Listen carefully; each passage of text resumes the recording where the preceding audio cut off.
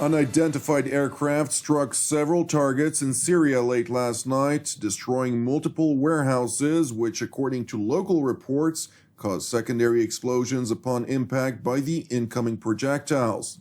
At approximately 11 o'clock, projectiles launched from Lebanese airspace were identified by Syrian air defenses, who consequently fired a number of interceptors in an effort to thwart the incoming missiles from reaching their intended targets. However, despite Syrian military sources quoted by the regime-run Sana news agency insisting that they managed to shoot down most of the incoming projectiles, a number of warehouses situated near the Damascus International Airport and separately near Qara city in the mountainous Kalamun region, adjacent to Syria's border with Lebanon, were utterly destroyed.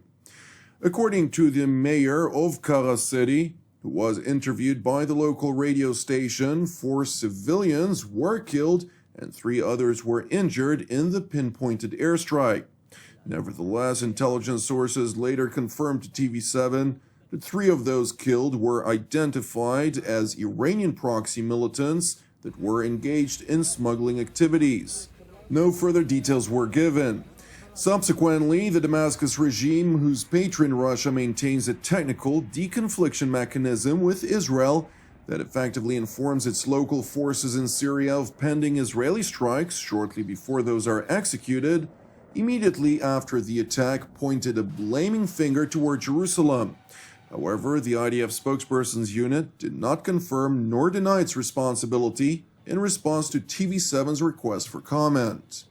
With that being said, it is important to know that both targeted areas are known to be locations of transit for smuggled munitions, utilized systematically by the Islamic Revolutionary Guards and its local militias. Separately, in other yet related news, the commander of the United Nations Interim Force in Lebanon, Major General Stefano Del Col, published a statement on his Twitter account in which he stressed, quote, "Overflights of Lebanese territory by Israeli fighter aircraft are violations of UN Resolution 1701 and of Lebanon's sovereignty." He further reiterated his call on the IDF to desist from such actions, which, according to General Del Col, undermine UNIFIL efforts to contain tensions and build confidence among the local population.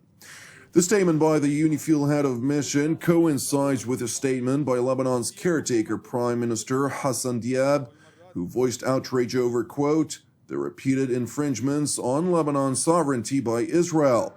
Diab, a staunch ally of the Iranian proxy Hezbollah, further instructed his permanent representative to the United Nations to file an urgent complaint to the Security Council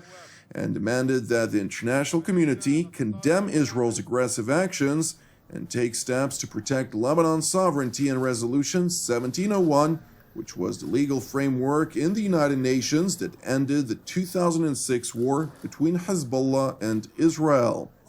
Meanwhile,